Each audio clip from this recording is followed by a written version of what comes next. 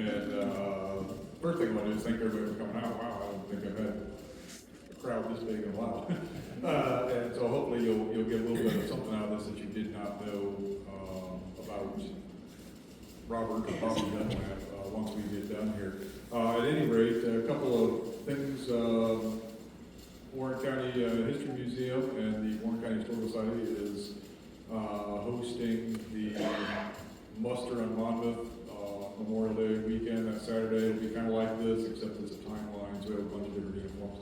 And then on June 14th, we are partnering with the Maple City Antique Tractor Association for a tractor show here, and Tom Best will be here speaking about all the plow companies in Monmouth and Warren County, so that'll be quite an interesting presentation. Plus, you get a chance here once you get done with all the stuff in here. We do have a new weird plow in the other room, so be sure to check that out. The thing was made in winter of 1865, so Civil War was still going on, so pretty cool. Let's see, what else do we have? I think that's, where's Mark at? Is there anything else I need to bring up, or does that seem like that's pretty good? Probably, but I don't remember what they are. What happens when you get old? You don't understand that. Okay, well anyway, so that'll be that. Well, today what we want to do is talk a little bit about Major Robert Dunlap, or I guess as most people knew him, Bobby Dunlap. I didn't know him, so you'll have me refer to him as Robert here, because I think Bobby's too intimate for what I knew of him. But at any rate, we'll talk a little bit about his civilian life. Most of this is going to be focusing on his military activities during World War II and what led to the Medal of Honor that he received for his actions on Iwo Jima. So, at any rate, and we'll discuss this fighting farmer from Illinois thing too, where that comes from. I think that's an interesting little piece to this story that may add to what was going on during the fighting that we don't realize. But at any rate, Robert Dunlap was born on October 19, 1920 in Abingdon, Illinois. His parents were William and Leona Dunlap. Her maiden name is Hugo, that's where his middle name comes from. And so, as he says, in most of what you're going to hear from me is based upon an interview that was done in 1988 or 89 with a student at Abingdon High School. His name is Jeffrey Taylor. And so much of what you'll hear comes from that interview, is what he had to say. And so anyway, he says that he grew up in a rather competitive and athletic atmosphere as a child.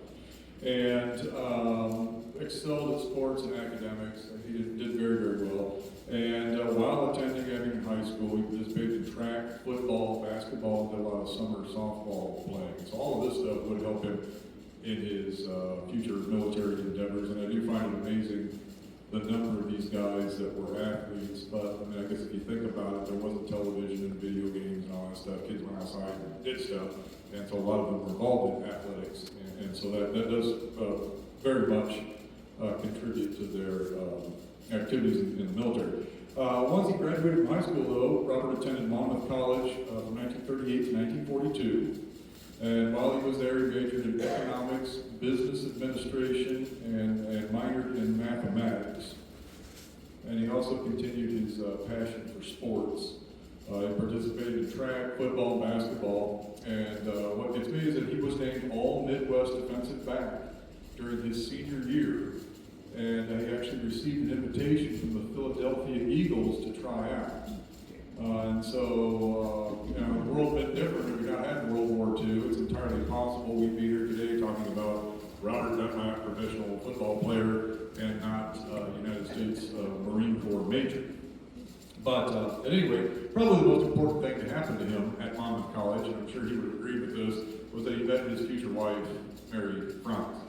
And that, I think, would have been the highlight of much of that. Now, Pearl Harbor comes while he's at college there, December 7th, 1941. He said they heard this stuff on the radio, and he and his friends realized the United States would be at war very soon. And so a couple of months later, on March 5th, 1942, he enlisted in the United States Marine Corps. He says he was one of two candidates from Monmouth College out of about 60 or 70 guys that enlisted there that were able to pass the physical to get into the Marine Corps at that time. It was very, very strenuous. And so he was promoted to private first class, and then he was put on inactive duty with the platoon leader unit of the 9th District until his graduation from college. And then once he graduated from Monmouth College, he was ordered to Quantico, Virginia on April 26, 1942 to begin training. And he didn't say a whole lot about the training, and the one story that I got out of the interview that he seemed to mention was that he wasn't a tall guy, he was a big guy from all these sports and farming and all that.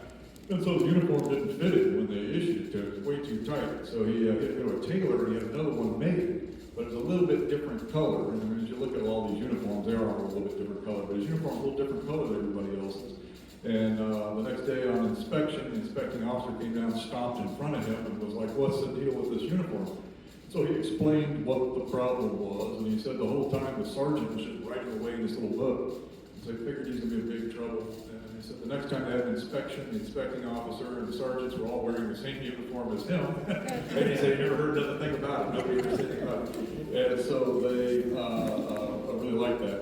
Otherwise, it sounds like he had, your typical boot camp experience. And then he was promoted to second lieutenant on July 18, 1942, and proceeded then to the academic part of the officer training school. He graduated 9th in his class, and at that point he decided to enlist in the Marine Corps' Parachuto Regiment, not because he really wanted to jump out of airplanes. He said it was because it paid more. And that seems to be why most guys signed up in the paratroopers, so they got extra money. And so with that, he was sent to paratrooper training school then in Camp Gillespie. So let's jump ahead here.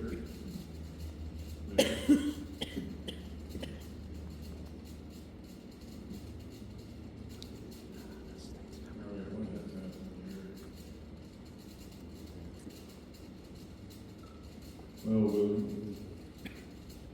going to have to.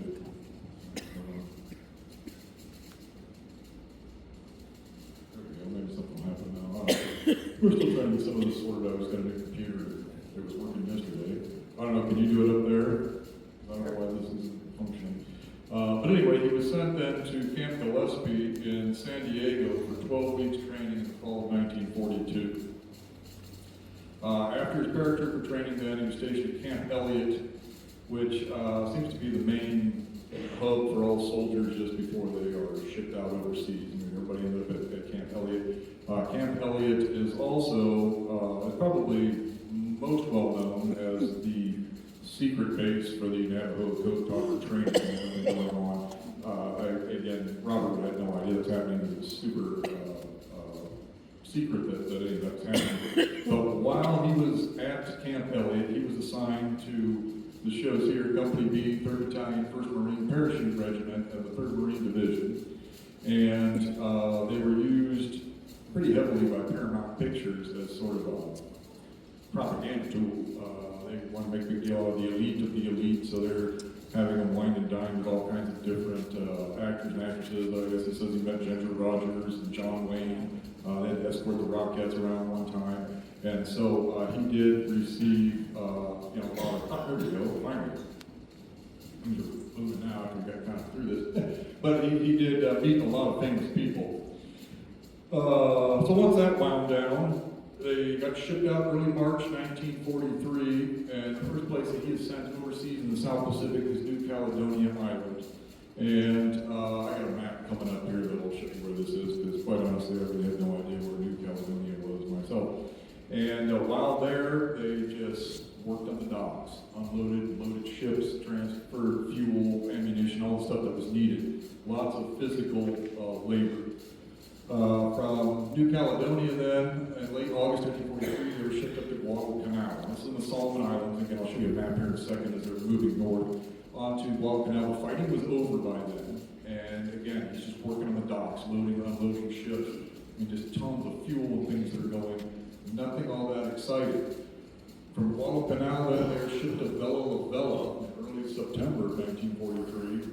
And they began kind of their jungle training aspects. There's still fighting going on Vella Lavella. He was not involved in any of that fighting, but I think this was to get him into a quiet sector to begin to train them in preparation for jungle combat. His patrols went through the jungle quite frequently, and he said it's here on Vella Lavella that he earned a nickname Radar, because he said he could hear the Japanese planes coming long before the radar picked them up. And he said to him it sounded like a washing machine running. You always know when the Japanese were coming, so everybody could take cover.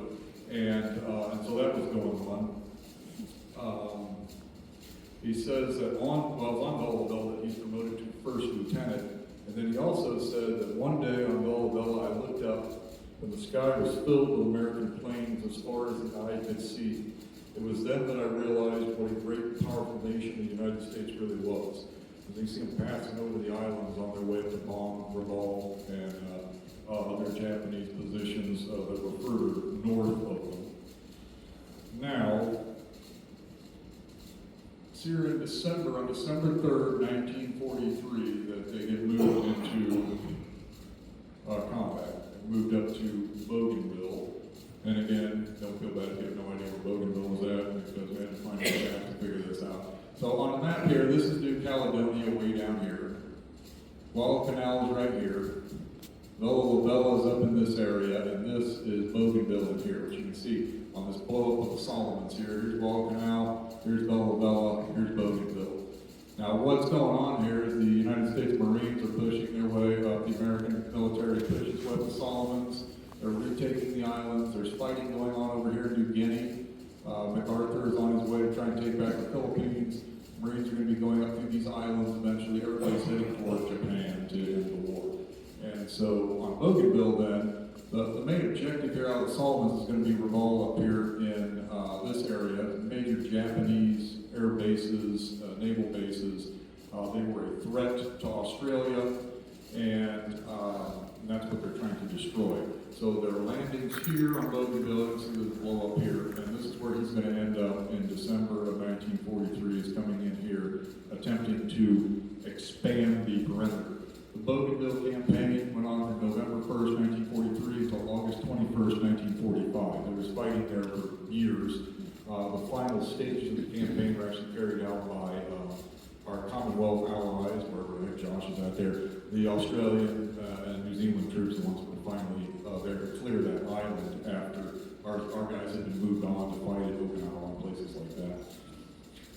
Bougainville was a very strange place. I didn't know that much about it. Apparently there were several active volcanoes pumping smoke and everything during the fighting. This kind of reminds me of like a King Kong movie when you look at this. The jungle, these giant volcanoes going on. Soldiers that served there said the island, the jungle was very eerie and disturbing to be in. I don't know why, just a weird feel. I guess maybe they hadn't experienced jungle like this. Japanese positions were like this, buried into the ground, coconut logs and sand. They absorbed a lot of the fire. It was very difficult to knock them out. These gentlemen down here are paratroopers. They might be from Robert's battalion, it's hard to say. This area here, this wounded guy being brought out of one of the areas in which Robert was fighting, so this does give you kind of an idea of what the jungle was like. And here's a Marine trying to keep the Japanese suppressed with his fire. Now, what I found, this is an interesting shot here. This is what the paratroopers are dressed like. This gentleman's actually carrying the Johnson rifle, which is kind of famous for Robert Dunlap carried one throughout his military service. It's a 30-06 like the M1 Durant, just it's different, a different setup. He apparently very much liked this. But you can see how well he would have blended into the jungle in that camouflage that they did give him. The picture down here, this is from a little bit later in the latter part of the fight for this ridge here. These guys are 21st Marines, you can see over here. But this is the same area that Robert did fight in. So you get a very good idea of the terrain. These guys are throwing grenades with Japanese soldiers out here apparently that were attacking them when this photo was taken. But what's going on here is that between the 5th and the 10th of December 1943, he was involved in a push to expand the perimeter here of a beachhead. And so they're pushing out into this area here. This is what they call Hill 1000 is through here. And then down here towards the bottom is this Hill 600 where he spent some time as well with 2nd Battalion, 21st Marines. The problem here is they go out and they began to, well, okay, I guess before we jump totally into fighting here, we'll get what he had to say about this. This, of course, was going to be their first combat, and Robert was concerned. He told the young man that interviewed him, one of the things that worried me the most, I wasn't sure that I could shoot anybody. I didn't think I could kill anybody. The first opportunity came, and it's either me or him, and I'm going to make sure it's me if I possibly can, and I think they feel the same way, meaning the enemy. War is different from anything else. It's different from school, work, athletics, and studies, anything. War is horrible. If you're in command of men and some of them are dying, you see them die, it's very distressing. You see them in pain, you see them suffer. It is so devastating to one's morale. We were always tickled and pleased when we were able to kill a lot of the enemy and so forth, but it's not good. You always hate the enemy. You feel that way at the time. And if you lose one friend, that does it right there. And his comment on the Japanese was, not a one would surrender. It was them or us. And that seemed to be what it was on most of the islands you read about fighting the Pacific. Very few Japanese soldiers ever actually surrendered. And so they do, this is his first experience in dealing with that. Now the Parachuto Regiment, 2 battalions, the 2nd and the 3rd, land, and they began again to fight around this hill. Now the Japanese initially abandoned the defenses on this little spur right here.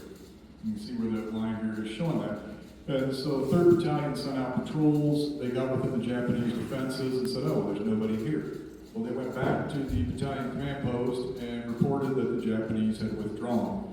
And I guess if there was one big mistake made that afternoon, it was the fact that the battalion commander said, okay, that's great. We'll occupy the position in the morning. Well, the Japanese did what they like to do, and they re-infiltrated the area after dark and set up their positions again. So when the Marines moved in the morning, they were ambushed. And a very terrible fight ensued over this little position.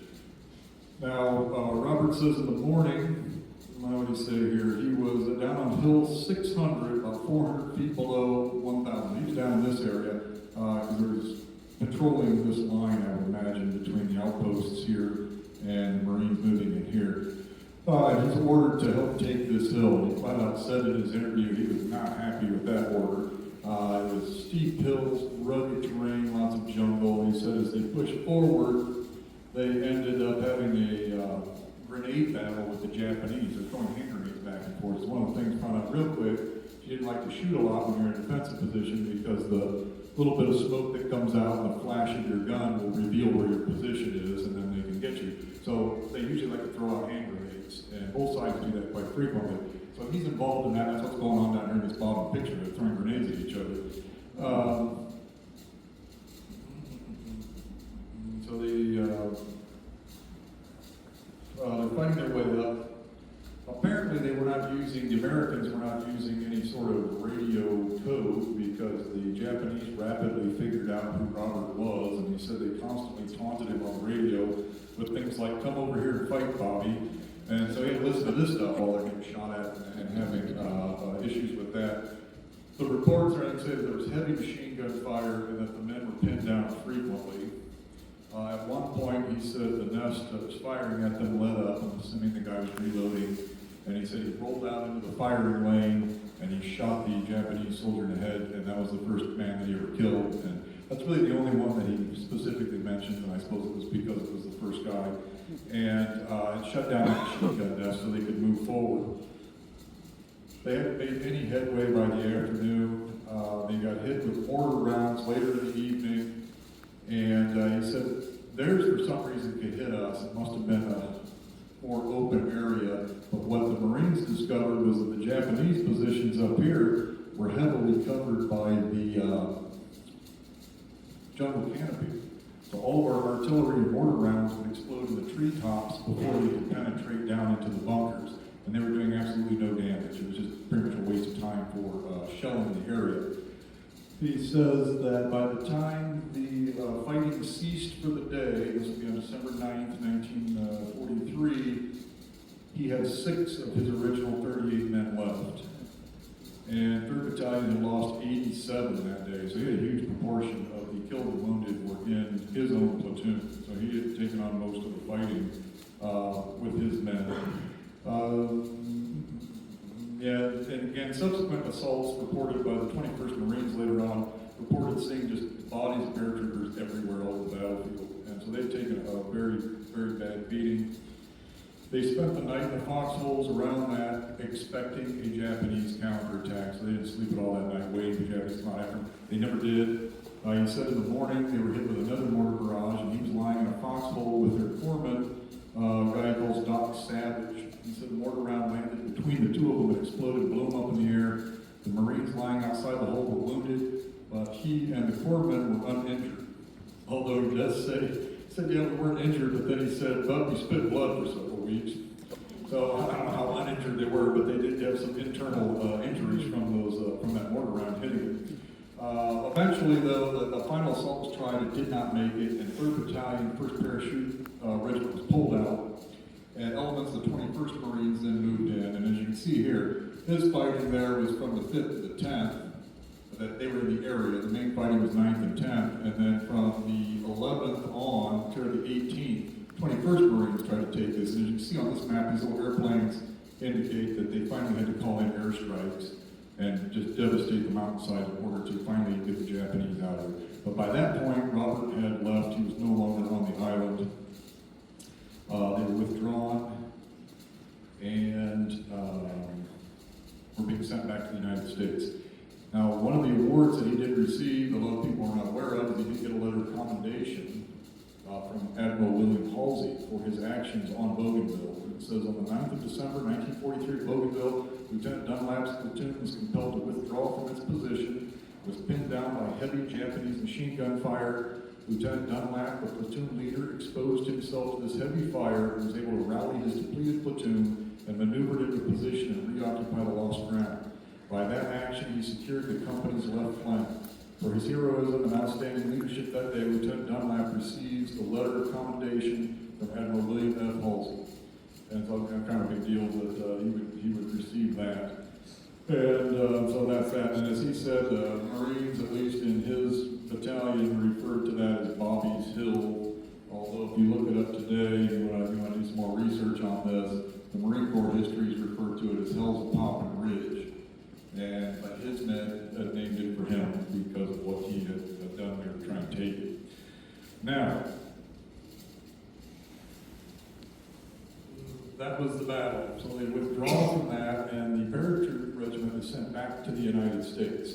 That was an interesting kind of weird part of World War II that I don't think a lot of folks do. It was at this point that not only did the Paratrooper Regiment cease to exist, but they also got rid of the Raider battalions.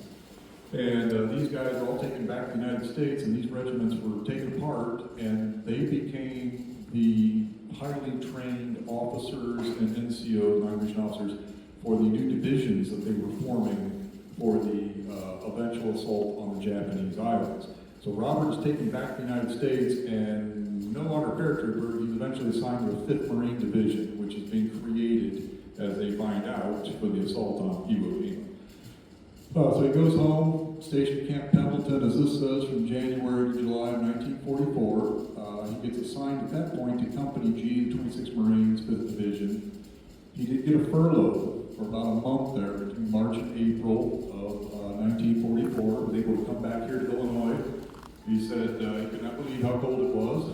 In the South Pacific for the last year or so, it was freezing up here. He also said he was kind of a weird yellow color from all of the malaria pills and everything they've been giving him. And I guess he lost a lot of weight as well. He was no longer as big as he'd been when he had first gone out. Now he does return, as I say, back to Camp Pendleton, but his unit becomes part of the floating reserve for the invasion of Guam. And they ship out in July of 1944. They never actually made it to Guam. They got partway out there, and then they ended up sending them back. But my understanding is he did receive a Guam ribbon for the campaign, but he fortunately did not have to fight in that. They were rerouted back to Camp Tarawa in Hawaii, and that's what the picture is over here. This was their camp. And they arrived there on July 29th of 1944. And then he ended up, as he says, was assigned to teaching demolition schools. Apparently he knew quite a bit about explosives. And I saw they picked that up when he was in Vella Lavella, because he said while they were there, they didn't have, really the rations weren't getting through. And so they had to send guys out in little boats with C4 and stuff to throw it out in the water and blow up the fish and then they'd sail around and pick up the fish. That's how they got food. They were so very short of rations. So, I mean, he had some demolition experience, I guess, there. They were teaching them, he did teach machine gun school as well. And he does use these machine guns very effectively on Iwo Jima later. And so that was something else he did. On October 2nd, 1944, he does get a promotion from first lieutenant to captain. And he is given command of Company C in the 1st Battalion, 26 Marines of the 5th Marine Division. And so all that training gets done. They leave Pearl Harbor for the invasion of Iwo Jima on January 27th of 1945. So it's been about a year training.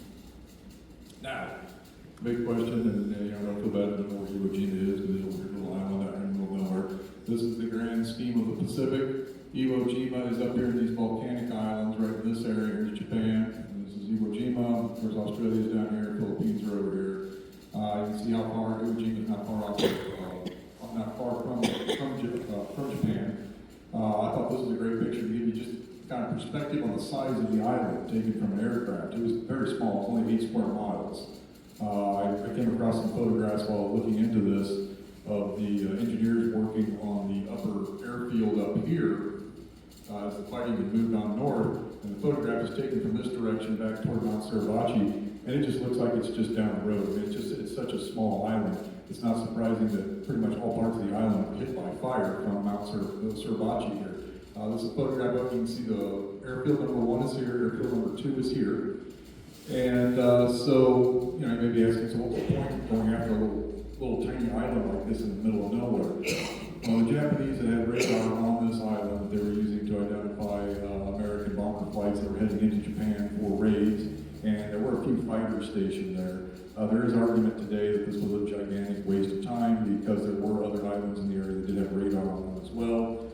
But I think what offsets that argument is the fact that the other thing they wanted to use this for was as a place for damaged planes to land as they were returning from Japan. You had to have somewhere to go. Even while the fighting was going on, in the latter stages of this, the first planes were starting to land there that had been shot up in Japan on their way home. So they ended up saving a lot of aircrew lives, and so in the grand scheme of things, it ended up being more useful than what I think a lot of people like to argue, against it. The Army, of course, had wanted to go up here and attack Formosa and maybe Taiwan and go that direction, but the Marines won out, or the Navy won out in going after Iwo Jima. Now, the Battle of Iwo Jima that most everybody thinks of happens between February 19th and March 22nd, 1945. The campaign actually lasted until June 30th of 1945 because there were, about 5,000 Japanese holdouts that stayed in the caves and continued to fight for months afterward. There was an Ohio National Guard unit that went in there, and they became known as the cavemen, I guess kind of like tunnel rats that you hear about in Vietnam. And they had to kind of ferret these guys out and collapse these caves and wipe out the rest of the Japanese defense. And that fighting went on for months after the Marines had moved on.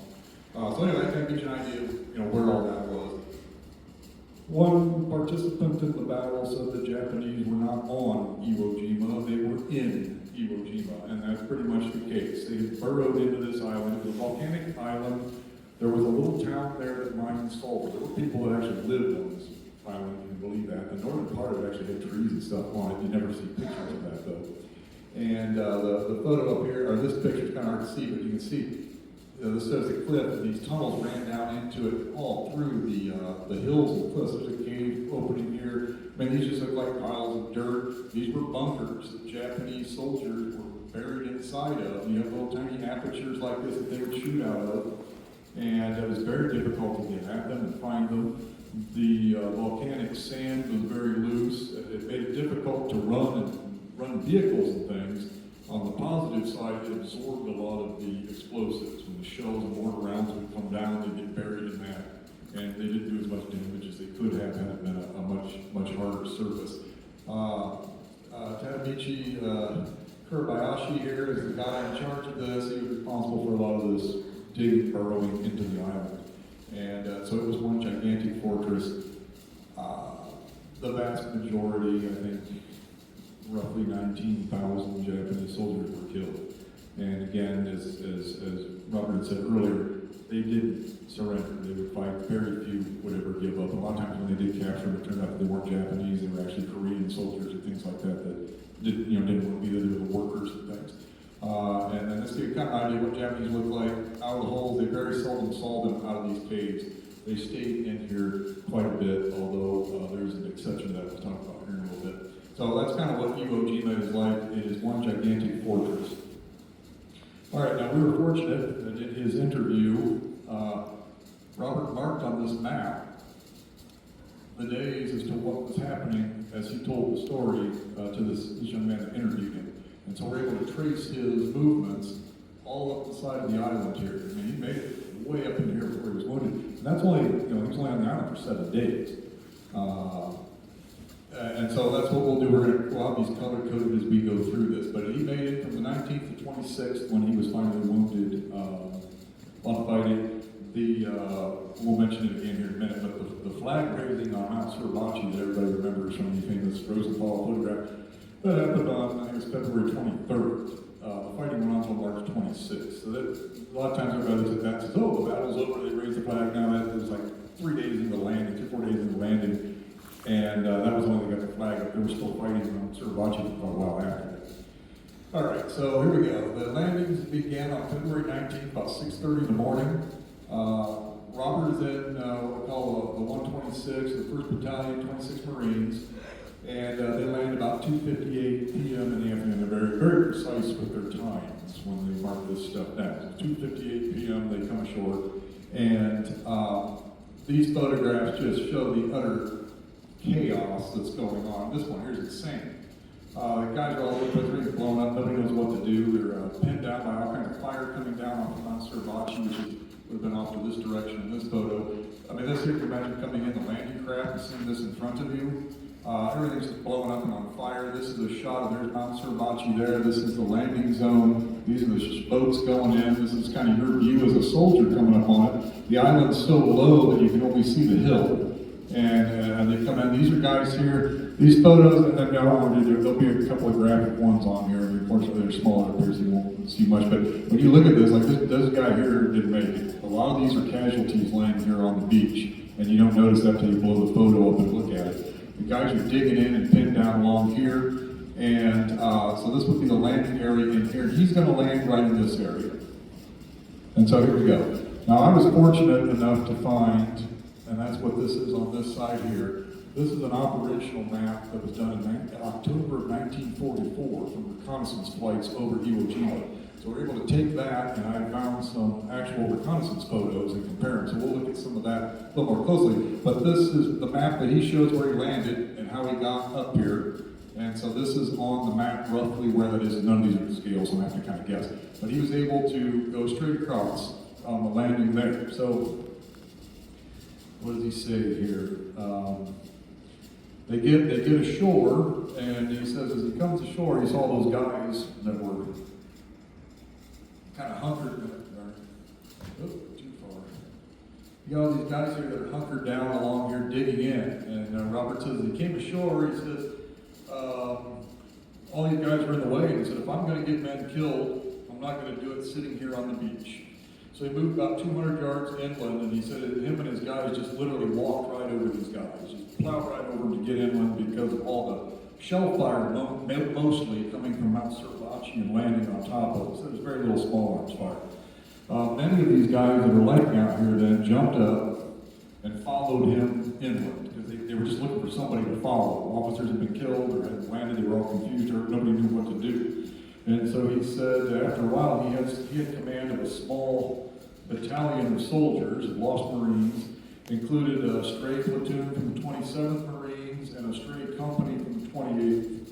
All in all, he probably had about 500 guys under his command by that afternoon. And he said that, yeah, they were only receiving fire from Mount Suribachi, mainly artillery fire, and a few snipers, very little small arms fire. And as the battalion moved inland, A and B companies were in front, C was in reserve. And he said that he and the captain of Company B got up and actually walked all the way across the island, almost to the other side. And so we look at this map here, that would be right in this area. He walked right across the island in this area. And again, you can see how they're pinned down here. You could come in, walk right over the top of these guys, probably right in this area, and headed on inland. These are the guys that are finally moving. These are heavy weapons carriers who are carrying ammunition and machine guns and stuff. They're trying to get over this seawall beach here and get inland. You can see the bombs hitting that are coming in from Mount Suribachi. And so they walk out. They get all the way across, and again, there's no real Japanese resistance, so they go back, they walk back to their battalion, and he said that night, they formed their men in big protective circles for the night of the 19th and 20th, so that if there was there was word there was going to be Japanese counterattacks that night. And I thought it was kind of funny that Robert says he slept very well the night of the 19th and 20th, no problem. I don't know if you've ever heard of Jack Lucas. He was in Robert's company. He was the young man who stowed away on the ship that they found. And Robert took him to the battalion commander, and he said, well, he's your problem. So he ended up keeping him in his company. He ended up getting a Medal of Honor as well. We'll talk about that in a little bit. But anyway, Jack says that night, they didn't sleep at all. There was flares, gunfire, and they had word there were going to be counterattack.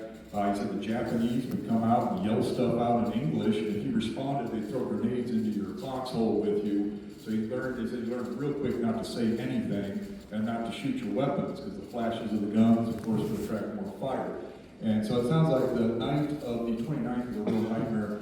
There was no counterattack, though, in their sector. I found regimental reports for that, and they did not receive a counterattack.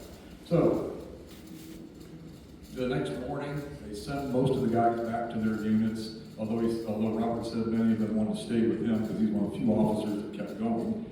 And the morning of D+1, or February 20th, begins. Marine reports say that D+1, February 20th, was a clear and mild day. So you can tell that from some of the photos as they go. All right, so this is February 20th. They began the drive north, and it's this point that Robert takes the lead with his company. Company C becomes the point of the spear in the drive northward. And it's interesting that if you look at the medal citation, he receives his Medal of Honor for his actions on February 20th and 21st. And so it's a little bit different than the 21st, I think kind of blends into the forward observer days that follow that. But the February 20th is specifically mentioned on that. So, and this is why. They're here, ready to go. They get the order to jump off. And so, boom, off they go from this way. They start driving north. Now, on this operational map, all these weird little black marks and circles and stuff, these are all bunkers. And these are just the ones they identified from the air through aerial reconnaissance.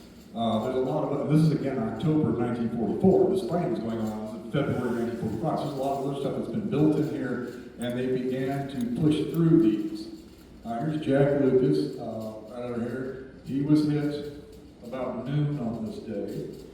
Now, Robert said they were supported by 3 tanks, one of which was a flamethrower tank, and he said they began clearing these bunkers out. So a lot of them were about 15 by 15, and many of them were covered with reinforced concrete, rebars, some of that in the knocked out ones in that earlier photograph. They'd have little firing apertures, maybe 7 or 8 inches high, 2 feet wide. They'd have a heck of a time finding them. And he said there were some that would be empty. They were just designed to waste your time. So you'd come up to them, and then you'd have to feel that out and check it. Then you'd find out there's nobody in it. Then the next one would have somebody in it. Then the next one might not. And so it was just designed to cause problems. Robert said that there was usually on average, about 23 Japanese soldiers in each one of these pillboxes or bunkers as they moved up. And so again, his machine gun training, he said he took his machine gun platoon and he put them out in front, and he would use them to fire into the apertures of these Japanese positions, suppress the Japanese fire, and then he said he'd send his interpreter forward. I'm sure this guy loved this. He'd have to go forward and ask them, he'd try to get them to surrender. And again, as Robert said, nobody surrendered. They wouldn't do it. So then they would have to come up and destroy the bunker with a tank, or flamethrower, or throw explosives into it. And this is what they did all morning, fighting their way through this area. It says Company C destroyed 3 pillboxes at a time, because he had 3 tanks to back them up. And his estimate was that within an hour and a half, they had killed 300 Japanese soldiers that morning. And they plowed right through the Japanese defenses.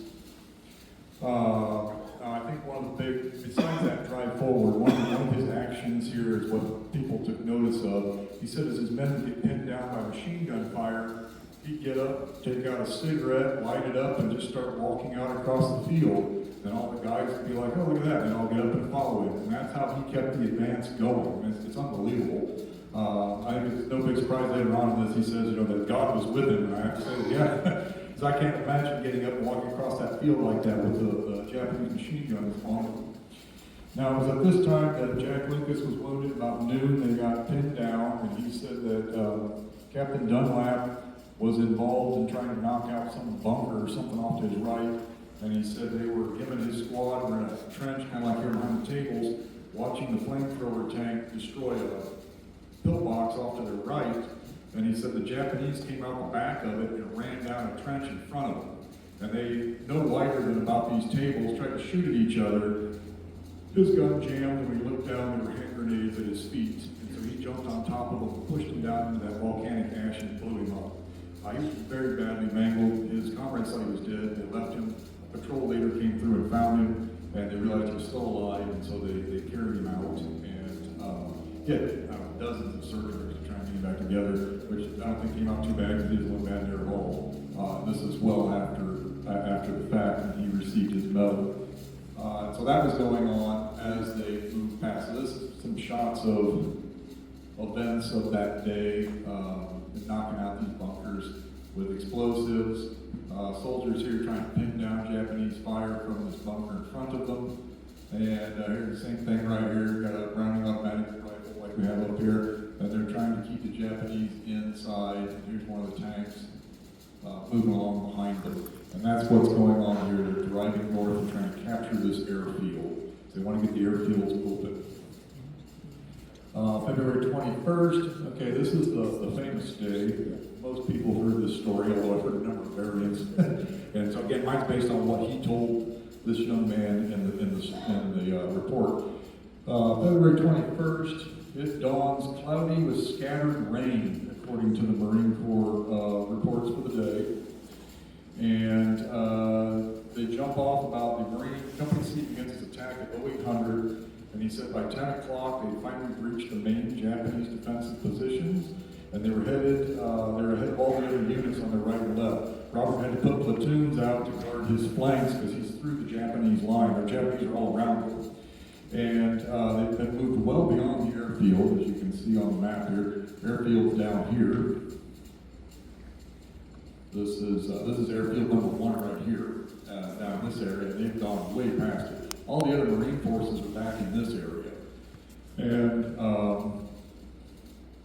he says he's about 600 or 700 yards out in front of American forces. And the Japanese on the ridge in front of them began to concentrate all their fire on his men who were moving up into this area. Now, once he gets up there, they can't find him. So they get pinned down, they don't know where the fire is coming from, they can't see anything. And he said one of his guys hit him on the shoulder and said, look, there goes a Japanese soldier. And this Japanese guy, for some reason, just hops up out of one of the positions and just starts walking back across the field in front of them. He's been up in this area here. Just starts walking back toward this ridge line back here. And the reason we're able to kind of identify this is on these Marine Corps reports. They actually give the map coordinates. And so we know that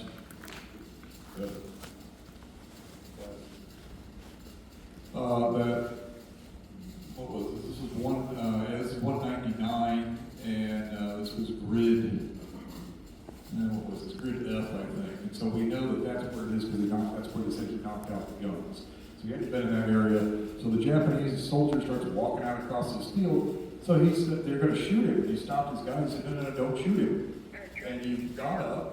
And he said, I was small, I was dirty as all get out. He said he figured they wouldn't realize he wasn't a Japanese soldier too. And so he got up and just started following this guy across the field. And it worked. The Japanese didn't know what was going on. Now, he flat out said in his interview, okay, the citation for my medal says I crawled out across there.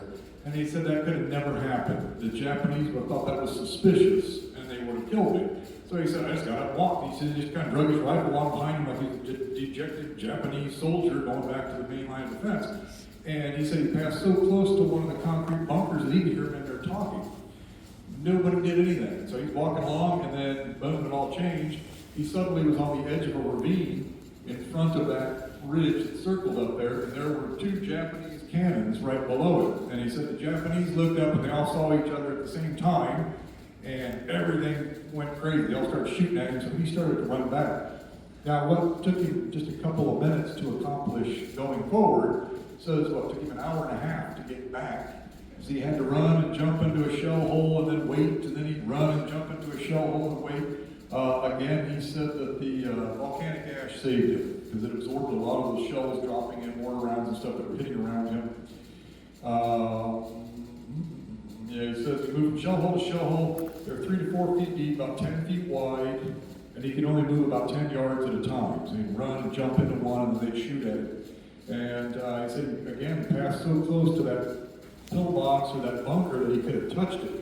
And at that point, rather than talking, they started throwing hand grenades at him. They had a couple of hand grenades that were chucked at him. They, of course, missed. It went into the volcanic ash.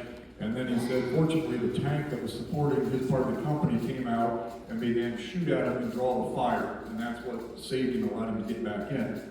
And then he got back to his unit after, like I said, an hour and a half to cover 200 yards.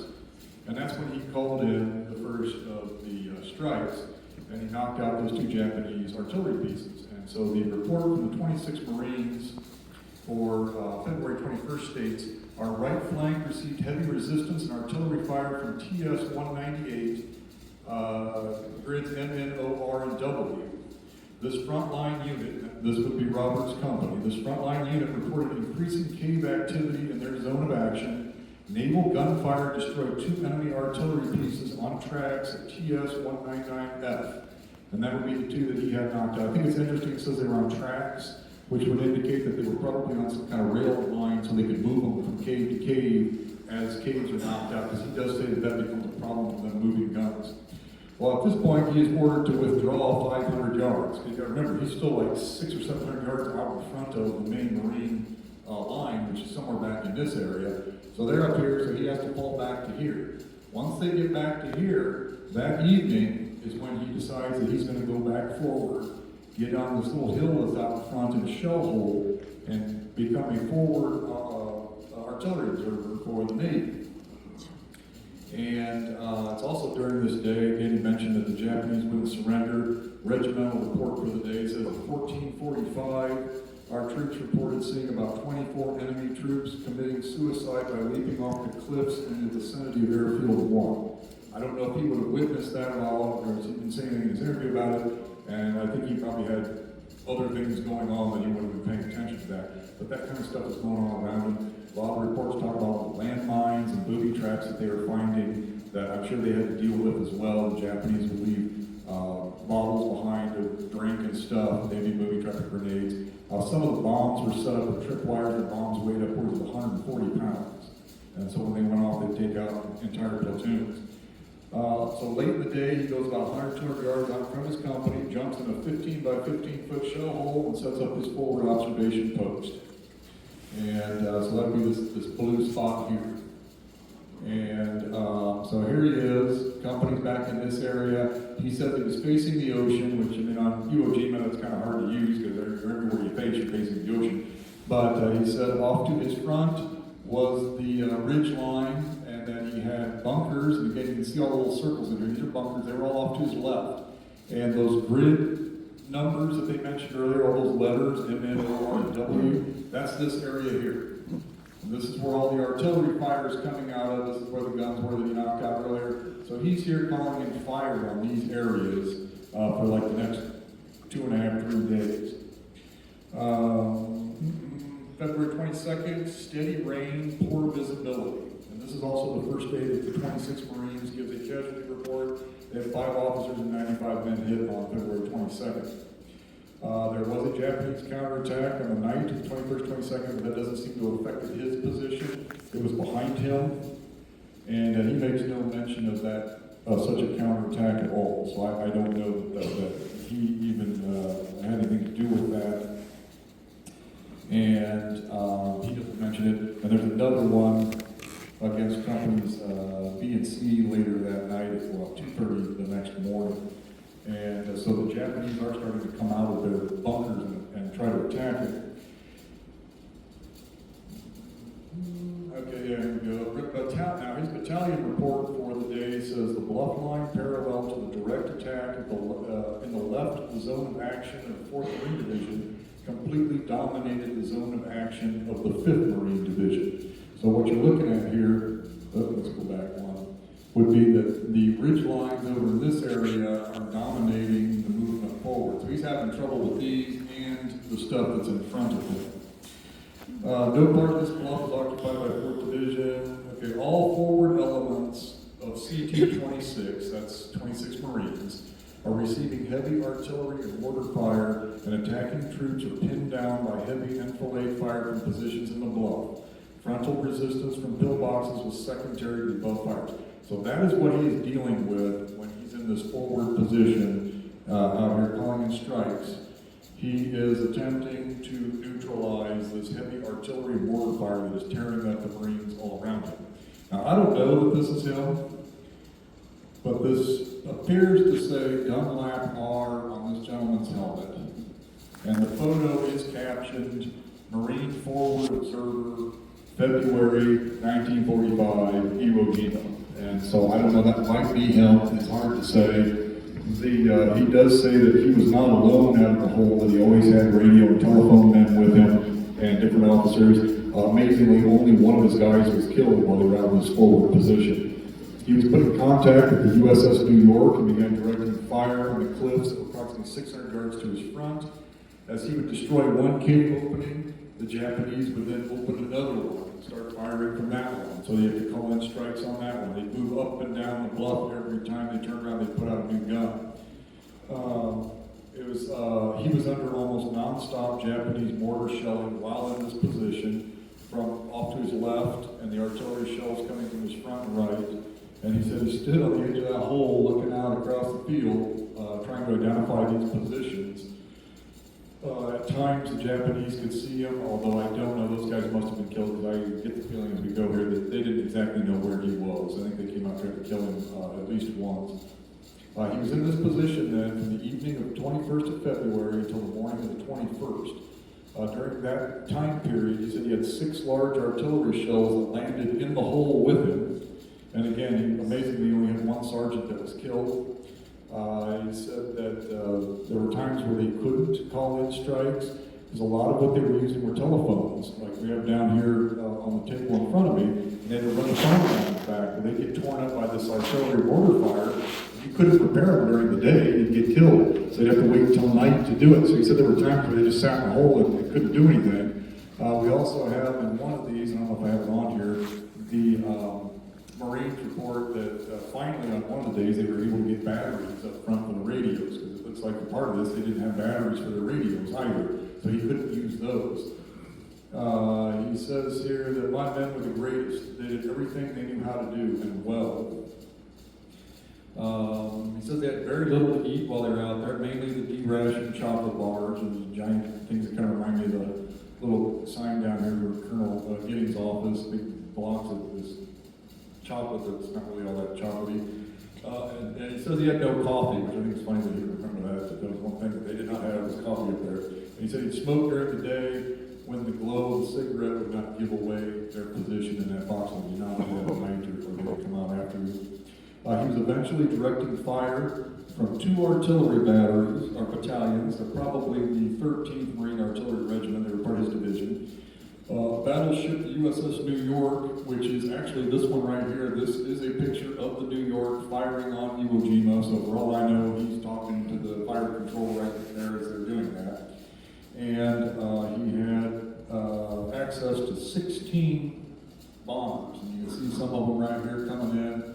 These are ships out here in the ocean. These are the airplanes coming in, bombing the positions. So he's calling in airstrikes, artillery, and gunfire from the battleship USS New York, which had 10 14-inch guns and 21 5-inch guns. So not exactly something you would want to be on the receiving end of.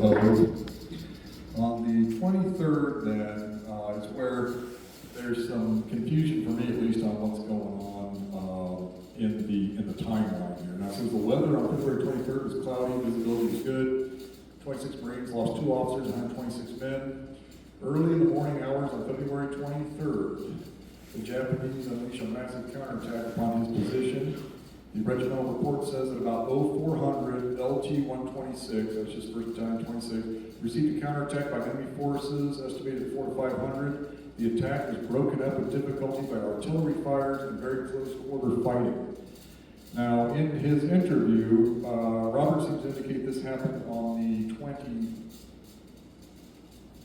25th. And I'm not sure if that's just a typo in the paper or what, because there is no reports of any counterattacks on the 25th. But we know that he broke up this counterattack with artillery fire. This would have been again somewhere in this area. He's out front, though they came in. And I think they were trying to kill him personally. And they keep on knocking out their gun positions. They knew he was out there somewhere, but they couldn't identify where he was. And so they sent out this counterattack. And a couple of reasons I think that is, well, first off, the Japanese knew who he was. Again, this was entitled The Fighting Farmer from Illinois. In his interview, Robert says that there was a history of the Battle of Iwo Jima written in Japan by apparently, must have been a Japanese veteran. And it had one whole chapter dedicated to Robert Dunlap, the fighting farmer from Illinois. And so they knew who he was and the problem that he was causing. I don't think they knew where his hole was exactly. And he also says that during this fighting, 2 Japanese guys did make it into their hole, but that his men killed them with knives. Well, again, you would do that primarily at night like that, so you didn't give away your position. So the flash of your guns does not show where you are. And so I'm guessing they were playing dead in the bottom of this shell hole while he called in artillery strikes on this banzai charge that was coming out. He said the area out front of this hole was a bloody mess the next morning. The difficulty that I believe the report is referring to is the fact that Robert says the USS New York ran out of illumination rounds. They had no flares to put up partway through this counterattack, and everything went dark. And so he had to call in, another ship had to come in and finish lighting that up. It's also on this day, February 23rd, again, that the flag is raised. And again, I doubt he even knew that was going on with all this craziness happening that day. Okay, on the 24th, D+4, it's clear and cool. The 26th has the most casualties that they report so far. 21 officers and 332 enlisted men are hit that day. It's on the 24th that he is finally able to leave this forward position. And his guys were still fighting while he was up front. He also talked about moving them around even against battalion orders so that they wouldn't get hit by incoming rounds because he knew where they were, how to get them out of the way. But they're pulled back off the line and they move back into here and then they pull them back to the afternoon to rest on the afternoon of the 24th. But unfortunately that evening there are problems up front and they sent them back up to fill in gaps between he ended up filling in gaps between the 5th Division and the 3rd Division in this area. And fortunately, though, there was not a whole lot that went on February 24th, or the 25th, because the units to their right had not taken their objectives, so they couldn't move. So they spent most of the day just kind of resting as best they could.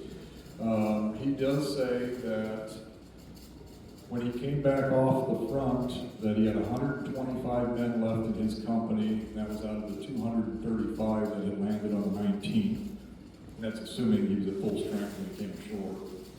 And he said most of the remaining guys had minor shrapnel wounds, and he did say that, unbelievably, when his company finally left Iwo Jima, they had only 2 members that did not receive a Purple Heart out of the 235 approximately that had landed on the 19th.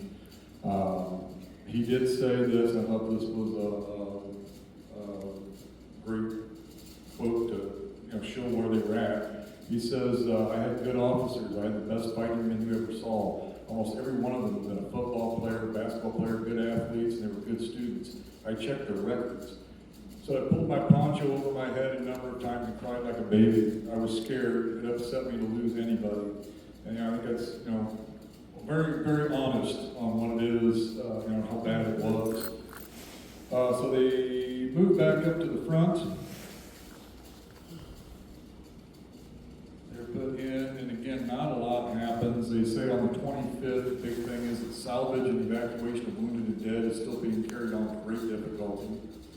And then the morning of February 26th, D+7 comes. It says cool, cloudy, good visibility, and the casualty reports for February 26, 1945, the 26 Marines, there's one officer and 139 enlisted men. Now, one officer is going to be Robert Dunlap. The report says CT-26 launched a coordinated attack at 0800. Although 3rd Marine Division elements had not secured the bluff lines abreast of the 26 front lines, fire from the bluff decreased. However, resistance from bluff positions still impeded the advance of the company on the extreme right, which I believe is Company C, Robert's company. Enemy resistance was chiefly from pillboxes and caves, and a number of such positions were destroyed during the day, flushing enemy troops into the open at times. He says that once they got up into this area, that he got out front again and passed over a little hill to see what was going on in front of him, and he spotted Japanese machine gunners out in the open. They were being flushed out by the fighting that was going on, and he said he shot all 4 or 5 of them. And then he came back over the hill, and he was going to set up another forward observation post. But he said at that point, his sergeant grabbed him and said, "No, you've already done this, we'll take care of it. You know, you're going to go back to the main line of resistance." And that's when he gets shot. He's on his way back from that front position. One of these displaced Japanese soldiers up and shot him, boom, and he gets hit in the left hip, and down he goes. He said that the corpsmen had to bandage and give him morphine very rapidly because they were under machine gun fire at the time. They got him on a stretcher, you can see kind of up here, and boom, out they went, trying to run him out of this area and get him back to safety. He said, "The proudest moment I ever had was when they carried me off Iwo Jima on a stretcher. Over 100 men got up out of their foxholes and saluted me by presenting arms while shells were falling all around. I bawled like a baby." Says as he got back to the CP, the officers came out to shake his hands. They gave him cigarettes. They brought out a bottle of brandy and gave it to him. And unfortunately, I think the brandy and morphine kind of backfired on him here shortly, because he said he was feeling no pain. I guess a pretty good place for having just been shot, but he's also getting off of Iwo Jima too, so I'm sure that was playing a role in this as well. But they get him back to the beach aid station, which would be something like this. They then got him down into the boats. They sent him out to a hospital ship. And here's where the problem develops. He's got all this brandy and morphine, and he tells the doctors, "Well, I'm not as badly wounded as the rest of these guys, so take care of them." So he was then taken from the hospital ship and put on a transport. Well, it's at that point they realized that no, he was very badly wounded, and nobody bothered to check. They just, listened to what he said. So they ended up putting him by the evening of the 26th in a full body cast. But they never shipped him back to the hospital ship. Instead, he spent 10 days on this transport going from Iwo Jima to the hospital on Guam, which is this one up here. That's the best photo I can find. I'm not sure which building it was, because most everything on Guam had been leveled by this point. During that trip is when he was informed that he was on the number 1 on the new majors list, and he figured he's probably getting the Medal of Honor based on that. He was finally turned over onto his stomach for the first time upon reaching Guam. Otherwise, he laid on his back for 10 days on this crazy ship. And he said by that point the pain was really starting to set in, and that he was soaking through mattresses and sheets of sweat. And for some reason, the nurse would not give him anything for pain. And so I don't know why that would be, but they did not want to give him anything. From Guam, it seemed that he was shipped back to Hawaii, but it doesn't sound like from what he was saying he ever actually landed. It seems like they shipped him to another ship. He was sent to San Diego, and again, I'm not sure that he really went to a hospital in San Diego, but from there he was sent to the receiving hospital here in San Francisco. That's this big one down here. And he said during that trip from San Diego to San Francisco, he couldn't get up on deck to get this crazy body cast on. And of course, he's on these transports with all the not so badly wounded. They could all go upstairs and be out on the deck. He couldn't do that, and he was placed near the engine room. So he said, it was like he was sitting in the furnace, and he had this crazy body cast on. He couldn't sleep. They wouldn't give him pain medicine, and so he had to sit most of the time up talking to one of the other wounded officers. And he said that to add to the fun, they got hit by a nasty storm, and they came through and tied them all down to their bunks so they would fly out of him. So he's tied to this bunk in this crazy body cap. I mean, it sounds like it was a pretty awful experience. He then from San Francisco, they're going to ship him to the Great Lakes Naval Hospital in Chicago. And they said, oh yeah, we're going to put you on the train. And he said at that point, he'd had enough of their archaic, bizarre ways of shipping things. He said, no, you're putting me on an airplane and you're flying me to Chicago. I'm not doing this train. And so they relented and said, okay. And he was sent to the hospital then in Chicago. And so yeah, he doesn't actually get discharged from the hospital until April 20th of 1946. I understand I think his leg was still in a cast or in the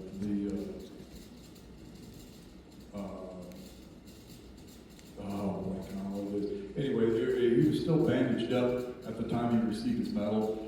But his future wife, Mary, came up, and what he was saying, she got a job, I guess, in a bank up there in Chicago, and so she could be nearby. And they were married on December 14, 1945, and then my saying, while they were on their honeymoon, when they got word that he was going to get this Medal of Honor, so they got all pictures of her with him, which is pretty cool. The ceremony was on December 18, 1945. Oh, he had all the guys there. There was President Truman, General Dwight Eisenhower, Admiral Chester Nimitz, and Marine Corps General Alexander Vandergrift. They were all present for this when he received the medal. He said that he liked President Truman the best. He said he had the greatest, brightest eyes. He seemed like the nicest guy ever. So that's kind of neat. That's in there, kind of hanging out. I mean, Truman looks like he'd be pretty cool. And but he goes on inactive duty then in September of 1946. Because, I mean, I guess one leg's was a little shorter after all of that, because he'd had some infection in the bone and all kinds of problems with his hip. And then he was retired out of the Marines on December 1st, 1946 at the rank of major. That's why in these pictures, because I thought they made him a major when they look at the pictures, and he's still got his captain bars on. And so he didn't become major until 1946. After the war, he just came back. I guess he worked for the VA very briefly, and then he came back and spent, I don't know, somewhere, between 15, 20 years farming out near Abingdon. And then I guess one bothered him while he was hard to ride tractors and do stuff like that. So he began teaching the Warren School District, and they would say Marky touching math. And was a coach. We have one of the commemorative plaques over here that he was given for his coaching. And he retired from the school then in 1982. And then, unfortunately, he passed away here on March 24th of 2000, so we're almost on the 25th anniversary of that. And so that is that. So, that may have gone longer than I thought it was going to go. I may be talking way too much. But, so are there any questions that I can answer on any of that or anything? And if not, I'll get these guys to come over here, and these will be the new interpretive sign and the new sign for the room upstairs, our military exhibit room. You guys go ahead and take that off. These will be up there, the